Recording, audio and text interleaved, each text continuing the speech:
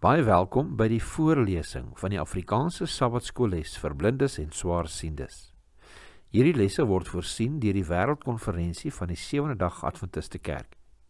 Die voorlesing van die les word aan u gebring deur SSL in samewerking met Adventiste Wêreldradio Afrikaans en word voorgelees deur Marlena Nel.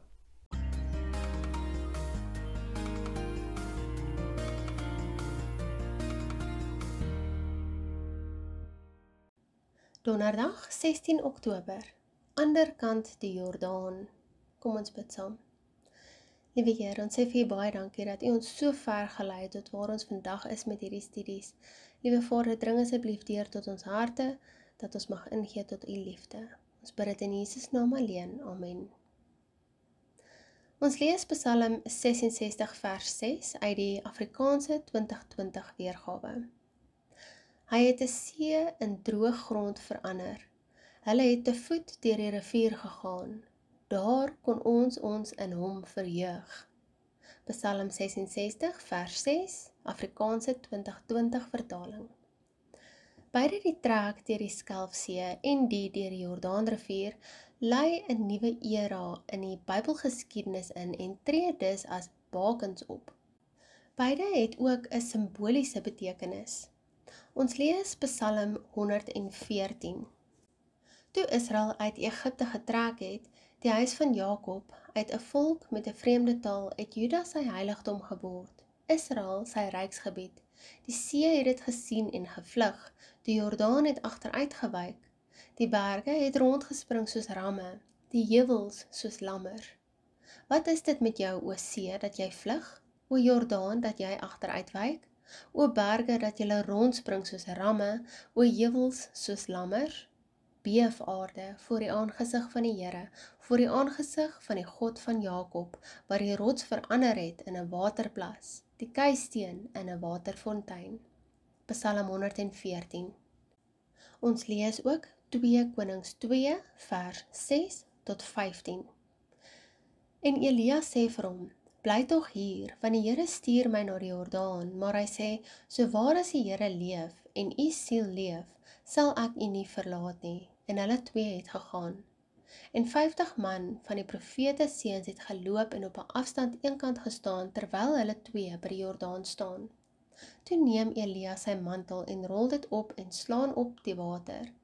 En dit is na weerskante verdeel, sodat hulle twee op droë grond deurgegaan het.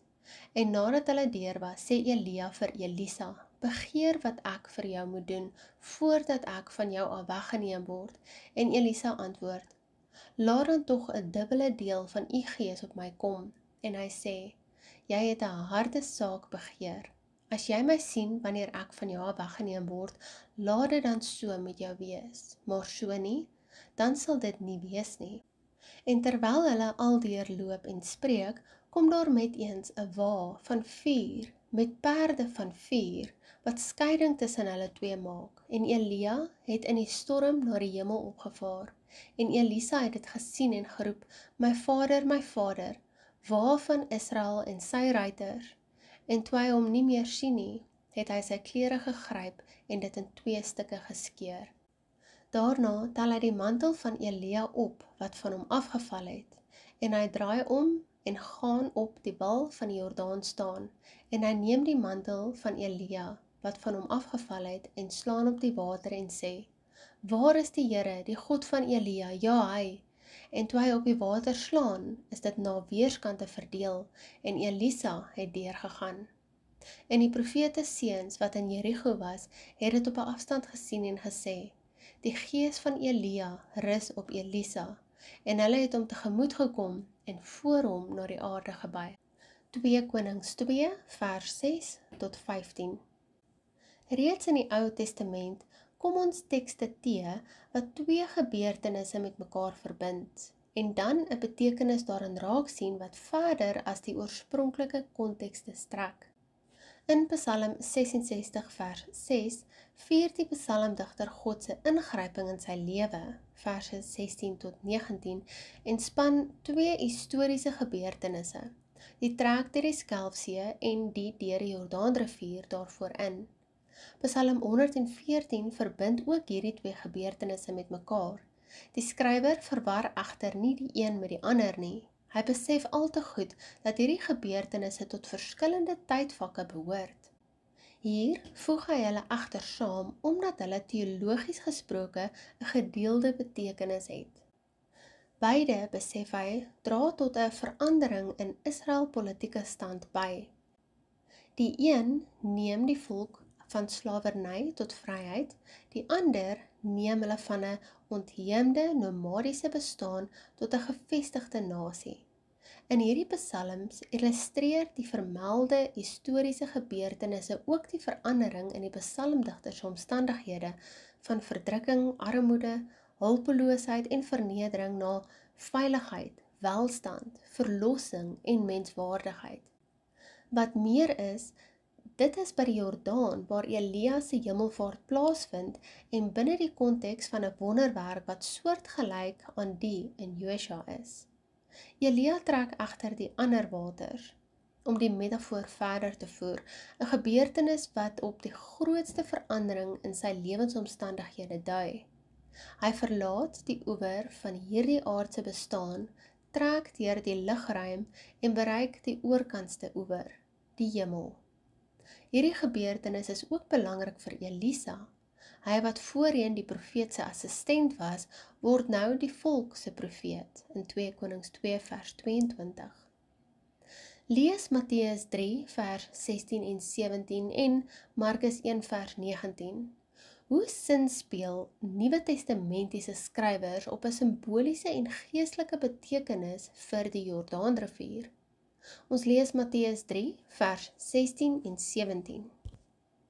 En nadat Jesus gedoop was, het hy dadelik uit die water opgeklim en met eens gaan die hemele vir hom oop en hy sien die Gees van God soos 'n duif neerdal en op hom kom. En daar kom 'n stem uit die hemele wat sê, dit is my geliefde seun in wie ek 'n welbehae het. Matteus 3 vers 16 en 17. Ons lees Markus 1 vers 9. En in daardie dae het Jesus van Nasaret in Galilea gekom en is deur Johannes in die Jordaan gedoop. Markus 1 vers 9. Let op Jesus se aardse bediening waarin sy lewe 'n versinnebeelding van die volk is. Dit volg dieselfde patroon as die geskiedenis van Israel van ouds. Jesus het ook 'n Skelfsee en 'n Jordaanrivier belewenis beleef. Na die beëindiging van die doodsdekreet word hy uit Egipte geroep.